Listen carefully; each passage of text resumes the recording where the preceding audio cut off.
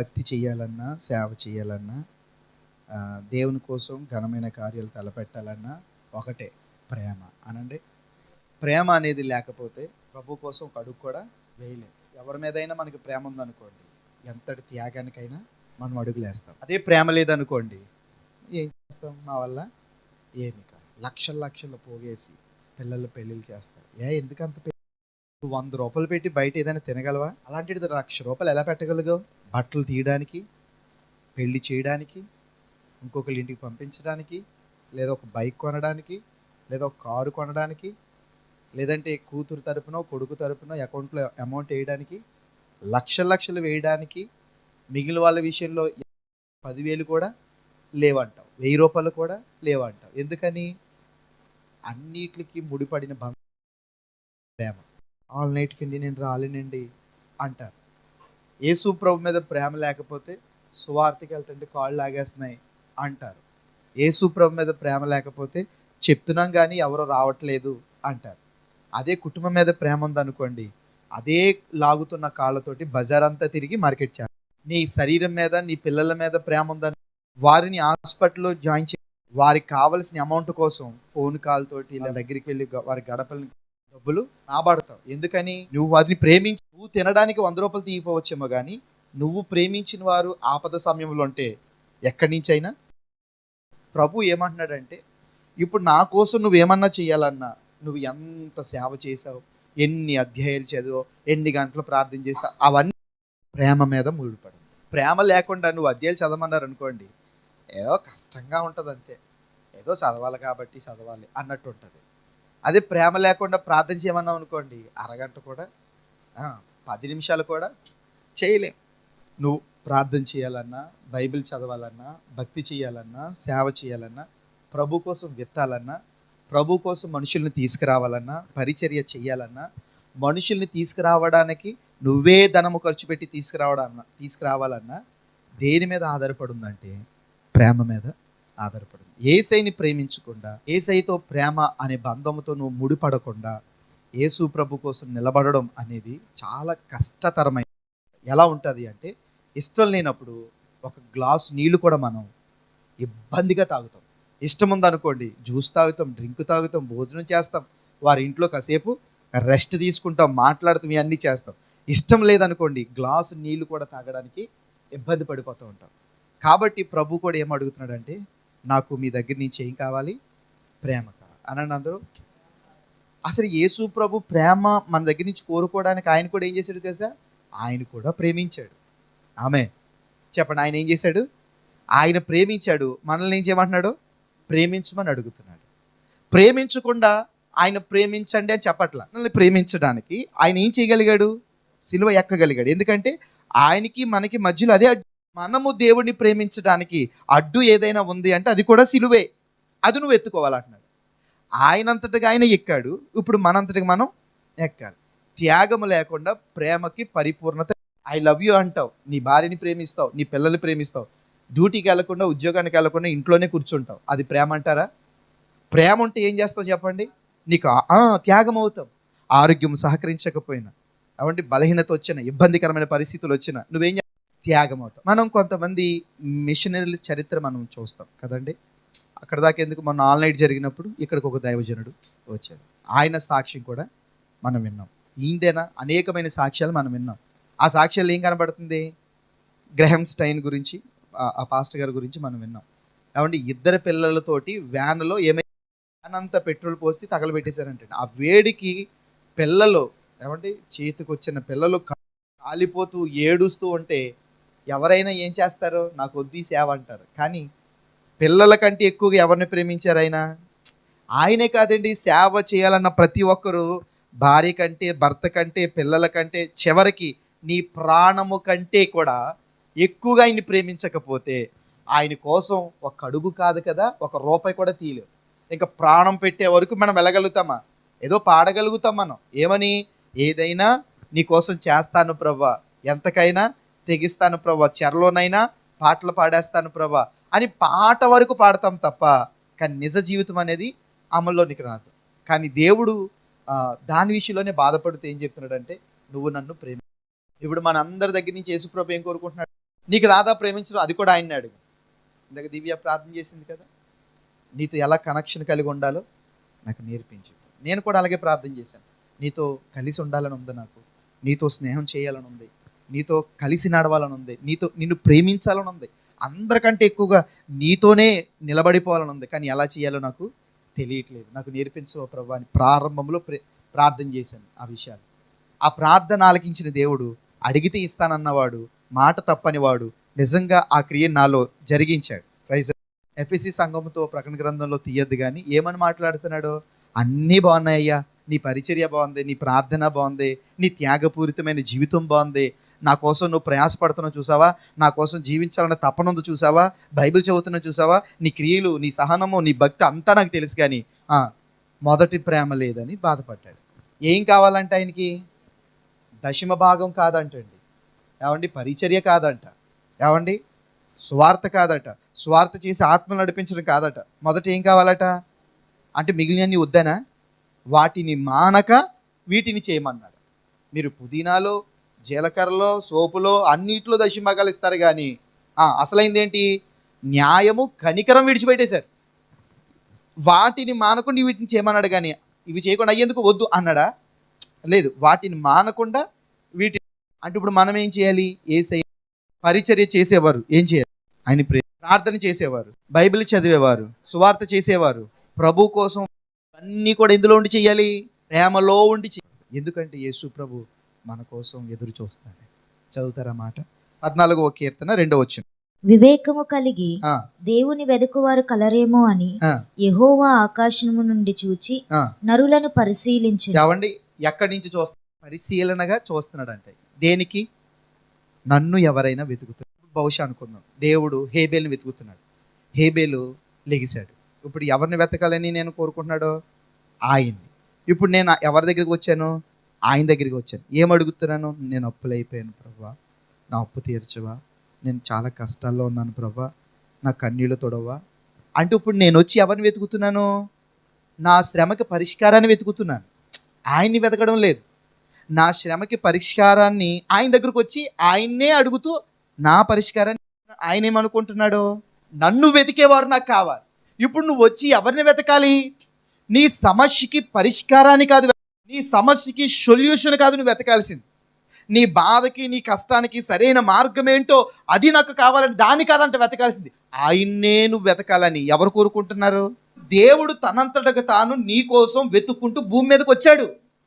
ఒక మానవ రీతిగా, ఒక మనుష్య రీతిగా శరీరాన్ని ధరించుకొని, ఆకాశమున సింహాసనం, భూమి నా పాదపీఠం అని చెప్పిన దేవుడు అదే భూమిలోనికి తన్ను తాను నలుసంతగా మార్చుకొని, పాప శరీరాకారాన్ని ధరించుకొని, నీకోసం ఒక మానవ రూపాన్ని ధరించుకుని భూమి మీద ఆయన చేసిన త్యాగం ఎంతంటే తన దేహాన్ని అంతటిని మాంసపు ముద్దగా మార్చేసుకున్నాడు. నీ దగ్గరకు వచ్చి నేను నిన్ను ప్రేమిస్తున్నాను, నువ్వు నాకు కావాలి అన్న మాట చెప్పడానికి ఆయన చేసిన త్యాగపూరితమైన జీవితం ఎలాంటిదంటే, తన శరీరం అంతా మాంసపు ముద్దలా మారిపోయింది. ఎవరిదైనా యాక్సిడెంట్ అయ్యి చేయి నలిగిపోతే అయ్యో చేయి నలిగిపోయింది అంటావేమో, కానీ ఇక్కడ బాడీ అంతా ముద్దలా మారిపోయింది. యేసయ్యది ముద్దలా మారిపోవడం కాదు, తన లోపల ఉన్న ప్రతి రక్తపు బొట్టు, కొంచెం రక్తం వెళ్తుందేమో, చివరిగా 1 పాయింట్ 2 పాయింట్లు ఉండొచ్చేమో, కానీ 1 పాయింట్ కాదు కదా, 1 గ్రాము కూడా లేదు. యేసు ప్రభులో కాల్చిన రక్తం 1 పాయింట్ కూడా లేదంటే లోపల. అప్పుడు సిలువ మీద ఉండి చెప్పిన విషయం ఏంటో తెలుసా? సమాప్తమైందన్న మాటలో నేను నిన్ను ప్రేమిస్తున్నానని చెప్పాడు. నువ్వు నా దగ్గరికి రావడానికి అడ్డుకున్నవి అన్నీ నేను తీసివేసి ఇప్పుడు నేరుగా నీ వైపు చూసి ఏం చెప్తుంది తెలుసా? I love you. ఇప్పుడు నువ్వు కూడా ఎక్కడికి రాగలిగితే ఆయన ప్రేమను చూడగలుగుతావంటే అదే సిలువ దగ్గరికి రాగలిగితేనే ఆయన చూడగలుగుతావు. ఆ సిలువ దగ్గరికి రాకుండా నువ్వు ఇంట్లోనే కూర్చొని యేసుప్రభు మాకు తెలుసని యూట్యూబ్లో మెసేజ్లు చూసుకుంటూ ఏదో 2-3 మాటలు బైబిల్ చదివేసుకుని గుండెల మీద పెట్టేసుకుని తల పక్కన పెట్టేసుకుని నేను నిన్ను ప్రేమిస్తున్నాను ప్రభా, నువ్వంటే నాకు చాలా ఇష్టం అంటే అది సరైన మాట కాదు. దేవుడు వెతకడం ఏంటండి?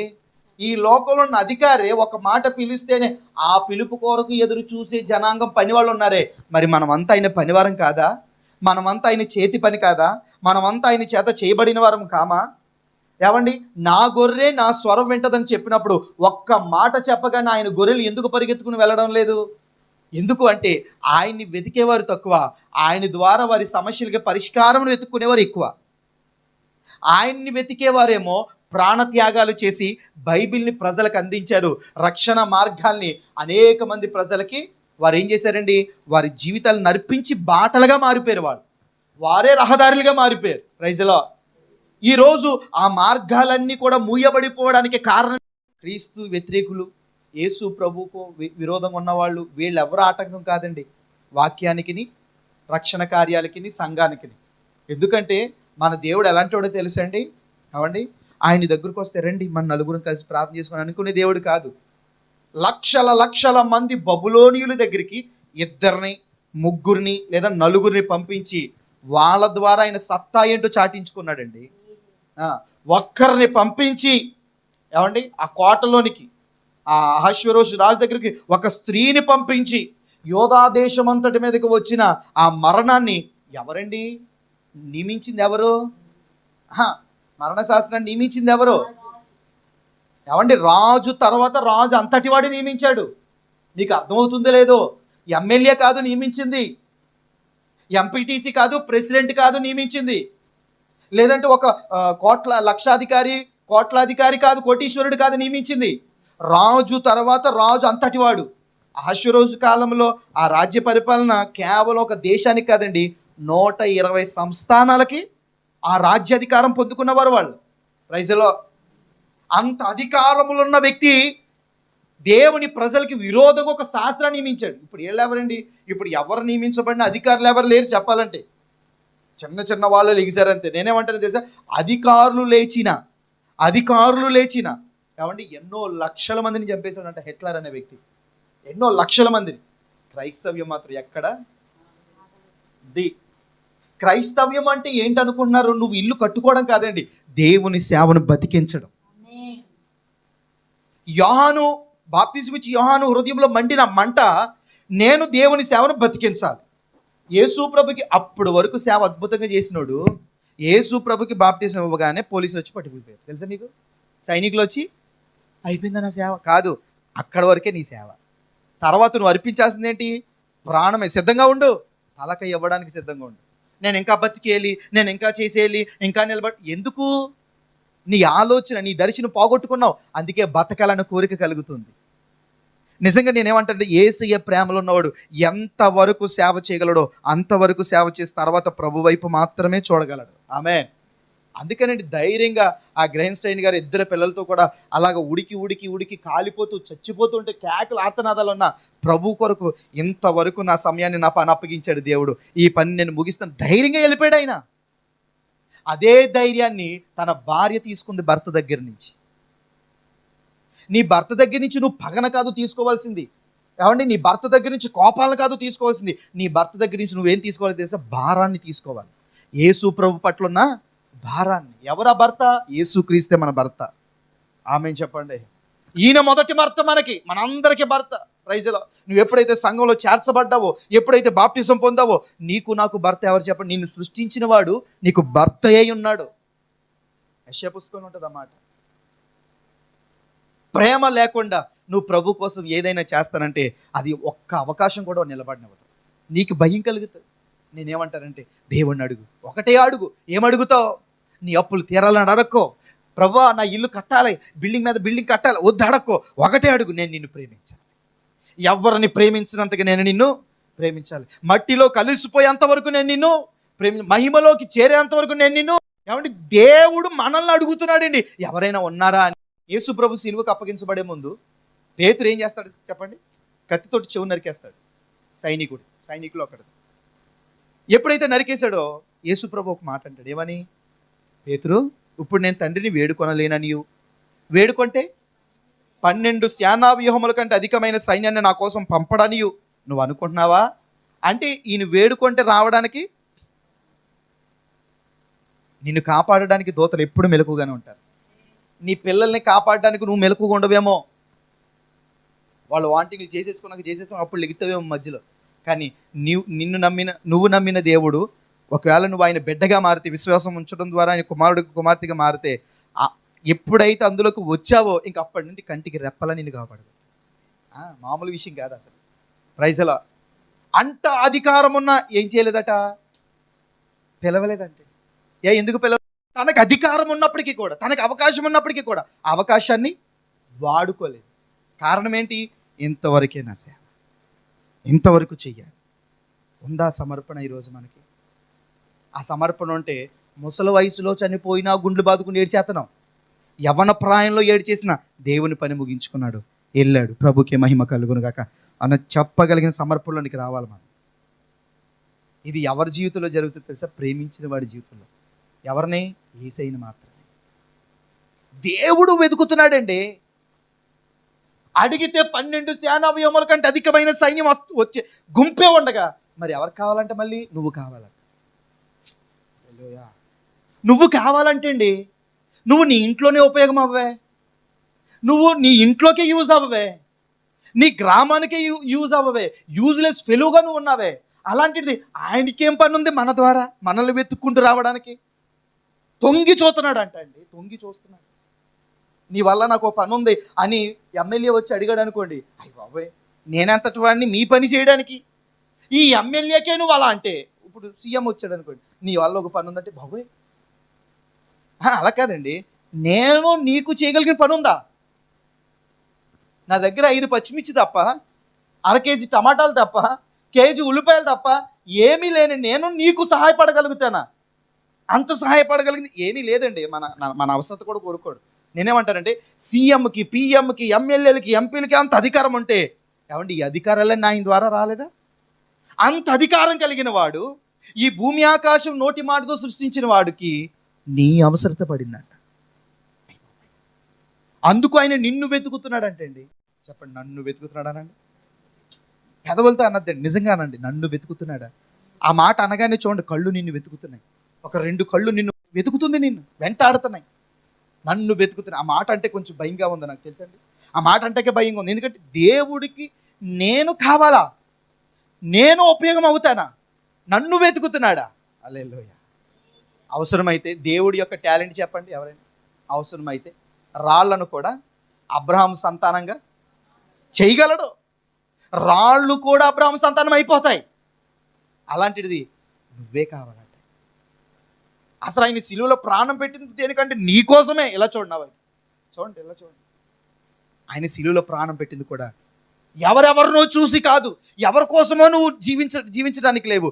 ఎవరి కోసం అంటే జీవించు వారిక మీదట తమ కొరకు కాక తమ నిమిత్తం ప్రాణం పెట్టిన యేసయ్య కొరకు జీవించాలని ఆయన సిలువలో. నువ్వు ఆయన కొరకు జీవిస్తున్నావు.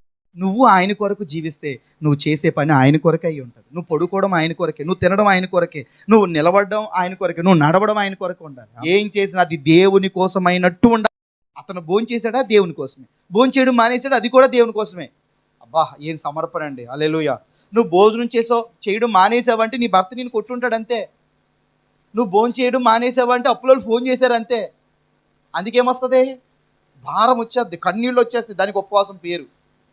ఉపవాసం అంతా కూడా దేవునితో కనెక్షన్ కాదట. కొట్టాడు కదా, శ్రమ వచ్చింది కదా, ఒంటరిదాన్ని అయిపోయాను. ఈ పరిస్థితి, ఈ బంధాలు అవన్నీ కూడా నీకు ఒక అడ్రస్ కల్పించడానికి, వాటిని బేస్ చేసుకుని ఆయన దగ్గరికి వెళ్ళడం ఆగిపోయావు అంటే ఆయన ఇంత ఏడవడం, చాలా ఎక్కువ ఏడుస్తాడు. నువ్వు వీటిని బేస్ చేసుకుని ఇంకా సేవ చేయి. ఇంకా దేవుని నువ్వు తెలుసుకోకపోతే నేను తెలుసుకోవాలి, నాతో పాటు నా కుటుంబం కూడా నా దేవుని తెలుసుకోవాలి. తీసుకురా, అవసరమైతే దేవుని పాదాల దగ్గరికి నడిపించు, ఆయన గొప్పతనాలు వివరించు. చెప్పాల్సింది ఫోన్ చేసి ఆడు ఇలా అన్నాడు, నేను మాట్లాడట్లేదు ఆడితోటి, నువ్వు కూడా ఆడితో మాట్లాడుకో. ఇది కాదు నువ్వు చెప్పాల్సింది. నా గుండెని తట్టాడు నా దేవుడు, నా జీవితాన్ని మార్చాడు నా యేసయ్య, నా ప్రవర్తన, నా బుద్ధిని మార్చాడు. ఇదిగో నువ్వు కూడా ఒకసారి వచ్చి చూడు, నీ కుటుంబం కూడా మారుతుందని చెప్పగలగాలి. ఎందుకంటే నువ్వు బతుకుతుందే ఆయన. నువ్వు రాణిగా వెళ్ళినా, కోటలోనికి వెళ్ళినా ఎందుకోసం వెళ్ళావు? దేవుని ప్రజల కొరకే వెళ్ళావు అక్కడికి. నీకు ఒక కుటుంబం ఉందంటే, నీకు గొడ్రాలితనం అనేది పోయి పిల్లలు పుట్టారు అంటే, నువ్వు ఒక భార్యగా, ఒక భర్తగా నువ్వు ఉన్నావు అంటే, నువ్వు ఒక కుటుంబంగా నడిపించబడుతున్నావు అంటే, జ్ఞానముతో, వివేచనతో పని చేసుకోగలుగుతున్నావు అంటే, జీతం తీసుకురాగలుగుతున్నావు అంటే, అది కేవలం దేవుని కోసం, దేవుని ప్రజల కోసమై ఉండాలి. ఇంకా దేనికోసమై ఉండాలి? ఆయన వెతుకుతున్నాడు అంటే చెప్పనా? ఎవరి కోసం వెతుకుతున్నాడు? భూమి మీద ఎవరున్నారని కాదు, భూమి మీద పుట్టేసినందుకు నిన్ను వెతకట్లేదు. ఆయన నిన్ను జగత్తు పునాది వేయబడుకుంది ఏర్పరచుకున్నాడట. ఆ ఏర్పరచుకున్న వాడినే వెతుకుతున్నాడు. అందరినీ కాదు సుమా, యేసు ప్రభుని నమ్మిన అందరినీ వెతకట్లా. దేవుడు ఏర్పరచుకున్న వారినే ఆ మాట చదువుతారా? ఆ మార్కు సువార్త 3వ అధ్యాయం 13వ వచనం. ఆయన కొండ ఎక్కి తనకిష్టమైన వారిని పిలువగా ఆయనకి ఇష్టమైన వారిని ఏర్పరచుకున్నాడట. వారినే పిలుస్తున్నాడు, అందరినీ కాదు సుమా. హలో, ఫస్ట్ ఏమో ఆకాశం తొంగి చూస్తున్నాడు, నన్ను వెతికేవారు ఉన్నారా అని. ఇప్పుడు నువ్వు యేసు ప్రభు దగ్గరికే వచ్చావు అనుకున్నావేమో, కానీ యేసు ప్రభు దగ్గరికి వచ్చిన నువ్వు ఎవరితో ఉన్నావు? దేవుడు ఇదే అడుగుతున్నాడు. ఇప్పుడు నువ్వు నన్ను వెతకడానికి వచ్చావా? అయితే నాతోనే ఉండాలి. నాతో ఉండడానికి అసలు నేను నిన్ను ఎప్పుడు ఏర్పరచుకున్నాను? జగత్తు పునాది వేయబడకముందే నేను ఏర్పాటు చేసుకున్నాను. నేను ఏర్పరచుకున్నాను కాబట్టి నిన్నే వెతుక్కుంటున్నాను బాబు. నాకు నువ్వు ఎందుకు కావాలి అంటే ఇప్పుడు కాదు నిన్ను ఏర్పరచుకుంది. హల్లెలూయా. చూడండి, ఎవరైనా వెళ్ళి ఐ లవ్ యూ చెప్తారు గులాబీ పువ్వు ఇచ్చి, వాళ్ళు ఒప్పుకోకపోతే యాసిడ్ వేసేస్తారు, అవునా కదండి? వాళ్ళు పుట్టాక చెప్తారేమో, ఆ ముఖాన్ని చూసి చెప్తారేమో, అదే ఎత్తుపళ్ళు ఇలాగ ఉండి ఇలాగ ఉండి ఆహా బాగున్నావా అన్నారు అనుకోండి, ఐ లవ్ యూ కాదు కదా, మాట్లాడడానికి వస్తుందేమో భయపడితే వారు నీ అందాన్ని చూసి అప్పుడు ఐ లవ్ యూ చెప్తున్నారేమో. కానీ కాదు, నేను చెప్తున్నాను, అసలు నీ ఉనికే లేనప్పుడు ఆయన నిన్ను కోరుకున్నాడు. నీ ఉనికే లేనప్పుడు ఆయన నిన్ను ఏర్పరచుకున్నాడు. అసలు నువ్వు బయటకు వస్తే ఎలా ఉంటావో తెలియనప్పుడే నాకు హేబేలు కావాలి అని ఏర్పాటు చేశాడు. Praise the Lord. ఆమేన్. నిన్ను ఎన్నిక చేసుకుని జగత్తు పునాది వేయబడక ముందే, అది కూడా రెఫరెన్స్ ఉంది కదా మనకి. అది కూడా ఏమండి, జగత్తు పునాది వేయబడక ముందు ఏర్పాటు చేసుకుంది ఎందుకు? ఆయనతో ఉండ క్రీస్తులో మనల్ని ఏర్పరచుకున్నాడు. ఆ వారినే వెతుకుతున్నాడు, అందరినీ వెతకడు. నీ ఇంట్లో ఫంక్షన్ ఉంటుంది, ఎవరిని పిలుస్తావు? నీ ఫ్యామిలీనే పిలుస్తావు, అందరినీ పిలవు. ఇప్పుడు దేవుడు కూడా తన ఫ్యామిలీని పిలుస్తున్నాడు. అంటే ఇప్పుడు నువ్వు వచ్చావో రాలేదో పక్కన పెడితే నువ్వు మాత్రం ఆయన ఫ్యామిలీ అని ఆయన అనుకున్నాడు, డిసైడ్ అయిపోయాడు. అందుకే నువ్వు కావాలి ఆయనకి. నిన్ను వెతుకుతున్నాడు అమ్మా. ఏదో మొక్కుబడిగా సొట్టపు చూపుకు వచ్చి ఇలా ఈసేసి వెళ్ళిపోకు. అందులో ఉన్న దేవుని ప్రేమ గల మాటలు చెప్పు, సువార్త చెప్పు, ఆయన ప్రేమను వ్యక్తపరచు, అవసరమైతే ఆయన ప్రేమను చూపించు. ఆయన నీ కోసం చనిపోయాడని చెప్పు. హల్లెలూయా. దీనికోసం నిన్ను ఎదురు చూస్తాను. వస్తారు కానీ ఆయనతో ఉండరండి, వెళ్ళిపోతారు. అసలు నిన్ను ఏర్పరచుకుంది ఉండడానికి అనండి. ఎక్కడ ఉండడానికి అంటే ఎక్కడున్నాడు ఆయన? నిన్ను ఎక్కడికైతే పిలిచాడో అక్కడే ఉన్నాడు. ఎక్కడైతే పిలిచాడో అక్కడే ఉన్నాడు. వస్తావా? ఈరోజు ఒక మాట అడుగుతాను, వస్తావా? ఆయన నేను పిలుస్తున్నాడు. ప్రార్థన గది నీ కోసం ఎదురు చూస్తుంది. ప్రారంభంలో చేసావు చూసావా? రాత్రులు చేసావు, గంటలు మోకరించావు. ప్రభా నువ్వు లేకపోతే బతకలేనని బతిమలాడావు. నేను నీకోసం ఏదైనా చేస్తానని అడిగావు కదా. ఇప్పుడు అదే ప్రార్థన స్థలం నీకోసం ఎదురు చూస్తుంది. మోకాళ్ళు వేయగలవా? బైబిల్ తీయగలవా? ఎవరు ఎన్ని ఏమనుకున్నా, ఎవరు ఎలా మాట్లాడుకున్నా, ఎవరు ఎన్ని అనుకున్నా సరే, నా మోకాళ్ళు నా యేసే కొరకు వేస్తాను. నా నోరు ఆయన్ని స్తుతిస్తాను, ఆయన పాడతాను, ఆయన ఆరాధన చేస్తాను, ఆయనకి ప్రార్థన చేస్తాను. నశించిపోతున్న కుటుంబీకుల కొరకు నేను విజ్ఞాపన చేస్తాను. నశించిపోతున్న సంఘంలో ఉన్న బిడ్డల కొరకు నేను విజ్ఞాపన చేస్తాను. ఇంకా రావాల్సిన వారు అనేక మంది కొరకు నేను విజ్ఞాపన చేస్తాను. ఈరోజు నువ్వు తీర్మానం తీసుకోగలవా? నువ్వు ఆ తీర్మానంలోనికి నువ్వు రాగలవా? దేవుడు అడుగుతున్నాడండి. వస్తున్నారు కొంతమంది ఇలా అంటారండి, దేవుడు అవకాశం ఇస్తాడులేండి, అందరికీ అవకాశం ఇచ్చినట్టే మాకు కూడా అవకాశం ఇస్తాడు, అప్పుడు వస్తాంలేండి. ఇలాగే 10 మంది వచ్చారు, ప్రభా మేము రోగంతో ఉన్నాం, మేము బాగు చేయంటే ఏమన్నాడు? మీరు వెళ్ళండి దేవాలయానికి, మీరు వెళ్తుండగానే స్వస్థపడతారు. దైవజనుడికి మీరేం చేయాలి? కనబరుచుకోండి, సాక్ష్యం ఇవ్వండి అని అన్నారు. ఈలోపు వెళ్ళారు. వెళ్తుండగానే ఏమయ్యారు? ఎంతమంది వచ్చారు?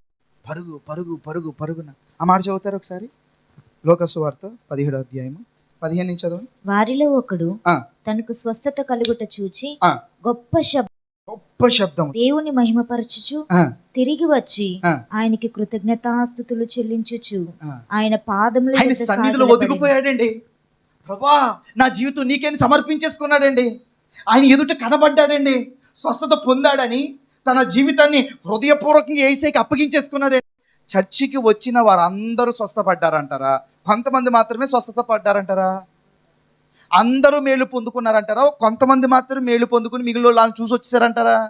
నేనేమంటాను తెలుసా, ఆయన మేలు పొందక ఆయన దగ్గరకు వచ్చిన నరుడు ఒక్కడు లేడు.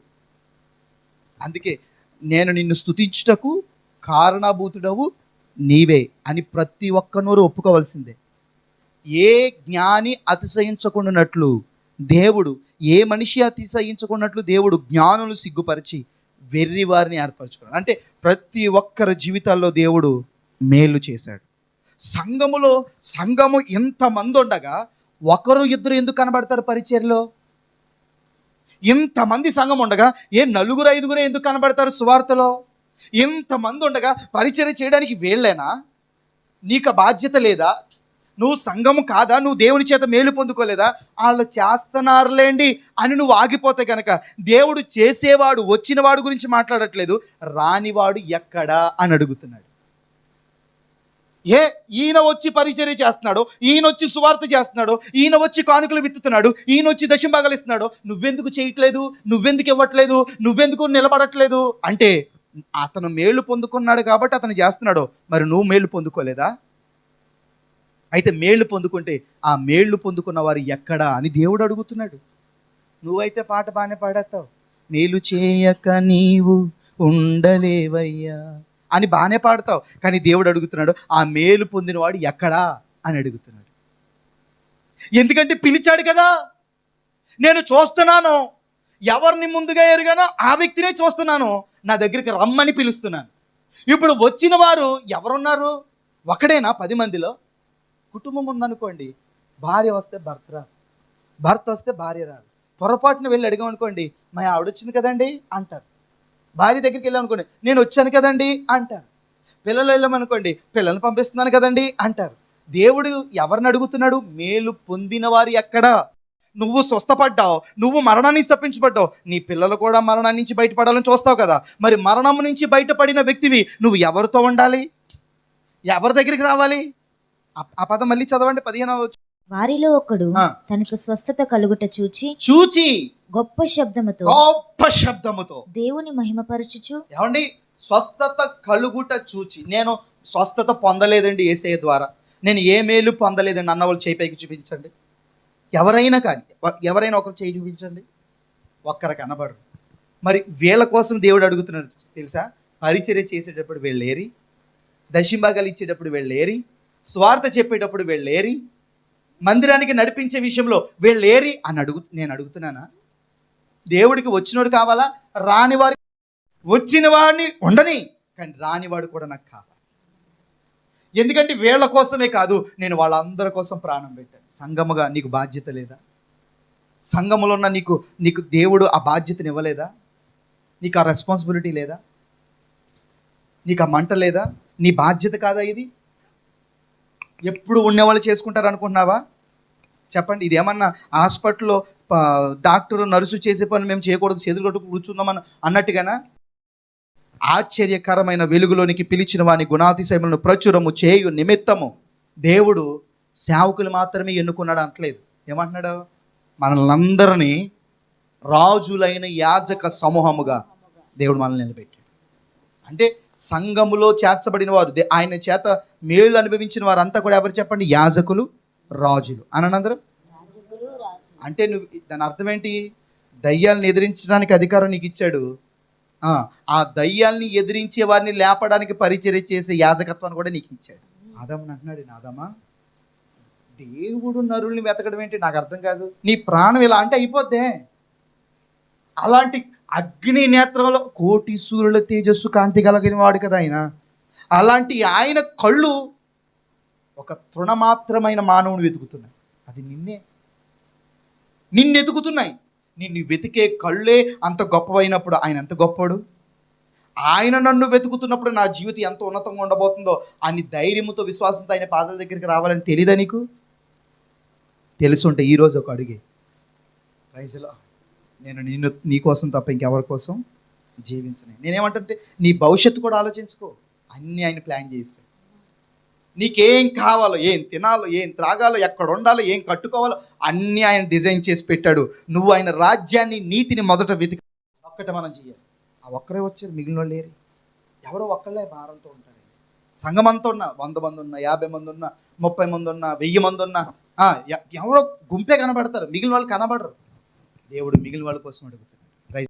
ఆయన పిలిచి ఎక్కడున్నాడో తెలుసా అండి? ఆయన పిలిచి ఎక్కడున్నాడంటే నీ కోసం ఎదురు చూస్తున్నాడు. చెప్పండి అందరూ, ఎక్కడ చూస్తున్నాడు? ఎక్కడ ఎదురు చూస్తున్నాడు?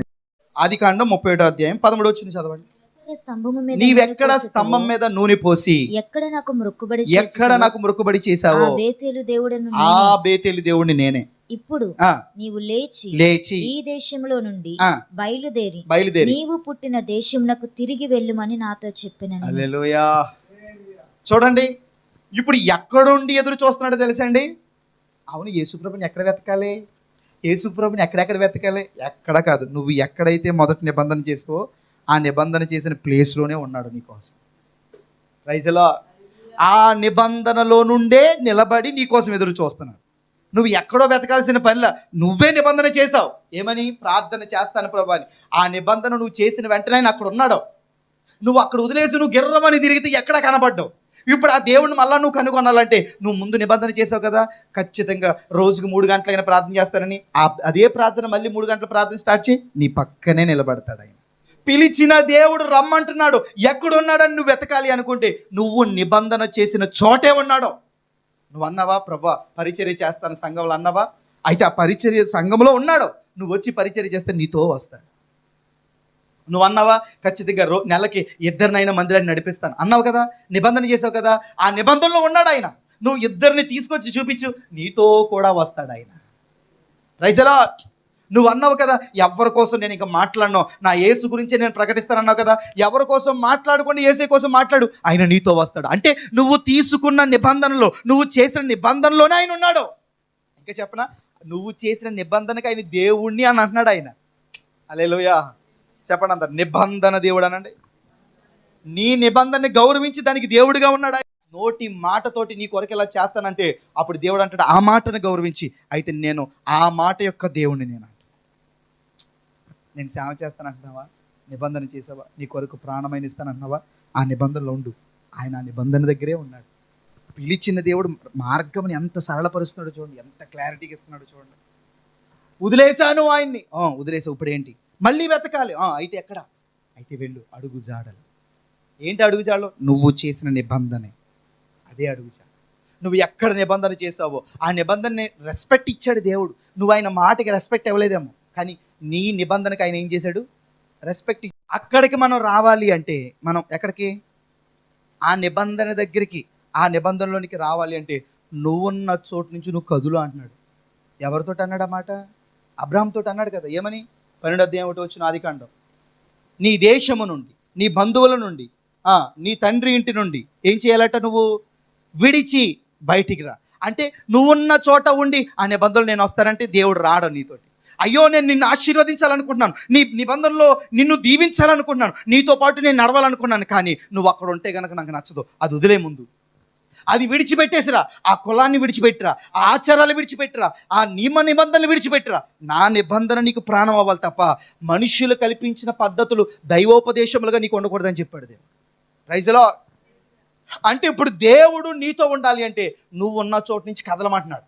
దేవుడికి నువ్వు ఉన్న ప్లేస్ ఏమవట్లేదట, నచ్చట్లేదట. అయితే ఒకవేళ ఈ ప్లేస్ నుంచి కదిలిపోతానంటే మళ్ళీ కొన్ని సూచనలు పెడతారు. ఏమన్నా తెలుసా? అలాగే వచ్చాడు ఒక చోటకి. ఎవరో? యాకోబు.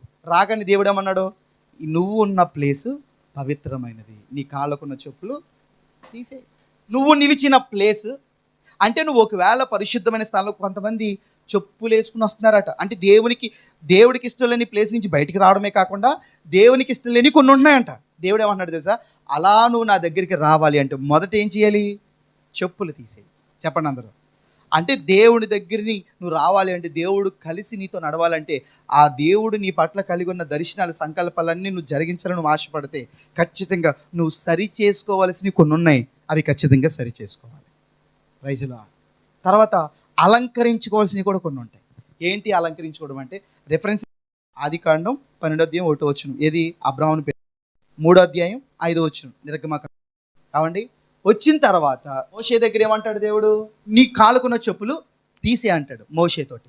ఇప్పుడు కొన్ని సరి చేసుకోవాల్సినవి సరి చేసుకోవాలి. సరి చేయబడిన తర్వాత కొన్ని ఏంటి అలంకరించుకోవడం అంటే? నిర్గమకాండం 4వ అధ్యాయం 25వ వచనంలో ఏమంటుందంటే, ఒక భయంకరమైన కార్యం జరుగుతుంది. పంపించిన దేవుడే చంపడానికి వస్తాడు.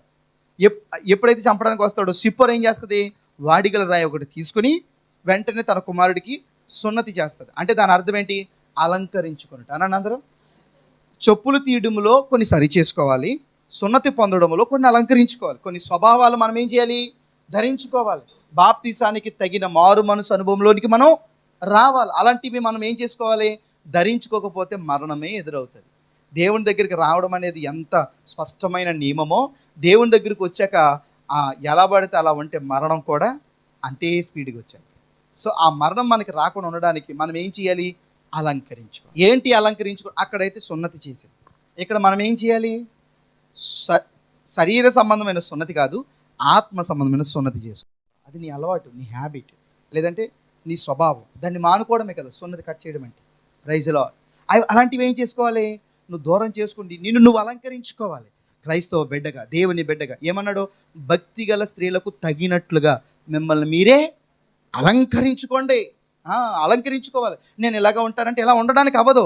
ఎలా మార్చగలుగుతావు? ఇదిగో నువ్వు రావడానికి ఎప్పుడైతే ఇష్టపడ్డావో ఆ వచ్చిన మార్గంలో పరిశుద్ధాత్మ దేవుడు నీ చేపెట్టుకుని నీకు ఆలోచన ఇచ్చి నువ్వు ఏం చేయాలో సమస్తము బోధిస్తాడు ఆయన. ఆమె. ఇక చివరి రిఫరెన్స్, ఆయన దగ్గరికి నువ్వు రాగలిగితే ఆయన నీకు దొరికే ప్లేస్ ఏదో తెలుసండి? మందసం. చెప్పండి ఎక్కడ? చదువుతారా మాట? 25వ అధ్యాయం నిర్గమకాండం 10వ వచనం నుంచి 22వ వచనం వరకు మందసాన్ని సిద్ధపరచమంటాడు. రాతి పలకలు, మన్నాగల బంగారు పాత్ర, అహరోను చిగురించిన కానీ ఇవన్నీ అందులో ఉంటాయి. అంటే దాని అర్థం ఏంటి తెలుసా? నువ్వు బైబిల్ ధ్యానం చేస్తూ, ప్రార్థన చేస్తూ, ఏమండి బలలో పాలు పొందుతూ, పరిచర్లో కొనసాగుతూ, కనికరం అనే దాన్ని ధరించుకుంటూ నువ్వెప్పుడైతే నీ జీవితాన్ని కొనసాగిస్తావో నీకు యేసు ప్రభువే ప్రత్యక్షం అవుతాడు. ఇవన్నీ చేసుకోకుండా ముందు ఇవి చేసేస్తానంటే ఫలము రాదు, రిజల్ట్ కనబడదు, ఆశీర్వాదం అనేది నీ జీవితంలో కనబడదు. ఆశీర్వాదం స్పష్టంగా ఫ్రూట్ఫుల్గా నీ జీవితం ఉండాలి అంటే ఇదిగో దేవుడు ఆకాశం తొంగి చూస్తున్నాడు. ఎందుకు చూస్తున్నాడు? ఆయన నిన్ను ముందు నిర్ణయించాడు కాబట్టి నీ కోసమే చూస్తున్నాడు. చూశాడు కాబట్టి నువ్వు ఆయనతో ఉండడానికి నువ్వు రావాలి. వచ్చిన నువ్వేం చేయాలి? ఆయనతోనే స్పెండ్ చేయాలి. చెప్పండి ఎవరితోటి? ఒకవేళ రాకపోతే ఆయన ఊరుకోడు. 10 మంది బాగు చేయబడ్డారు, ఒక్కడేడి అని అడుగుతున్నాడా లేదా? అలా రావడానికి నువ్వేం చేయాలట? నీ దేశాన్ని, అన్నిటిని నువ్వు విడిచిపెట్టాలట. ఎక్కడికి రావాలి? ఎక్కడ ఉంటాడు ఆయన? నిబంధన ఎక్కడైతే చేసావో అక్కడే ఉంటాడు ఆయన. అలా రావడానికి నీ దేశాన్ని విడిచిపెడితే కొన్ని నీలో ఉంటాయి, అవి నిన్ను ఒప్పిస్తాడు. వాటిని నువ్వేం చేయాలి? చెప్పులు తీసినట్లుగా తీసేయాలి. కొన్నిటిని నువ్వు అలంకరించుకో. అలంకరించుకున్న నువ్వు ఇప్పుడు బైబిల్ పట్టుకో, ఇప్పుడు మోకాళ్ళేసి ప్రార్థన చేయి, ఇప్పుడు బలలో పాలు పొందు, ఇప్పుడు సంఘము అనే కుటుంబంలో మనస్ఫూర్తి హృదయపూర్వకంగా నువ్వు చేరి ఆరాధన చేయి. ఖచ్చితంగా తన మహిమ కలిగిన ఫ్రూట్స్ నీకు ఇవ్వడం మొదలు పెడతాడు. ఆత్మ ఫలాలను ఇస్తాడు, ఆత్మ వరాలను ఇస్తాడు. వాటిని ఎందుకు ఇస్తాడంటే ఫలించడానికి. ఆమేన్. ఫలం ఇవ్వడు, ఫలించడానికి కావలసిన ఫలాలు ఇస్తాడు, వరాలు ఇస్తాడు. వాటితో నువ్వేం చేయాలి? ఫలించాలి. చెప్పండి. మనమందరం యేసయ్యకి ఫలించే కొమ్మలుగా మనం ఉందుము గాక. చెప్పండి. ఎక్కడ ఉంటాడు ఆయన? కలుసుకునే ప్లేస్ ఎక్కడ? మందసం అని అందరూ అక్కడ అంటాడండి. 22వ వచనంలో అక్కడ నేను నిన్ను కలుసుకుంటాను. అబ్బా ఎంత మంచి మాట. ఇప్పుడు మొదటి వచనంలో ఏం చెప్పాడు? ఆకాశించి నరులను పరిశీలించి చూస్తున్నాడు, నన్ను వెతికేవారు ఎవరైనా ఒకరు ఉన్నారని. ఇక్కడేమో నేను నిన్ను కలుసుకునే స్థలము ఇదే అని జ్ఞాపకం చేస్తాను. ఆమేన్. హల్లెలూయా. నీకేం అర్థమైందో నాకు తెలియదు, కానీ ఒకటి మాత్రం చెప్పాలనుకుంటున్నాను. ఆయన నిన్ను ప్రేమిస్తున్నాడు. ఆయన కొరకు నువ్వు బ్రతకాలంటే ఈజీ కాదు. కొన్నిసార్లు నిందలు ఉంటాయి, అవమానాలు ఉంటాయి, ఇబ్బందులు ఉంటాయి, కష్టాలు ఉంటాయి, కన్నీళ్ళు ఉంటాయి. కానీ దాని తర్వాత వచ్చే ఫలం మాత్రం మహిమగా ఉంటుంది. ఆమేన్. అంత మహిమలోనికి నువ్వు నడిపించబడాలంటే ఈరోజు ఒక అడుగు వేస్తానండి. ఇంకా నేను లోకం వైపు చూడనగలిగితే మోకలేండి.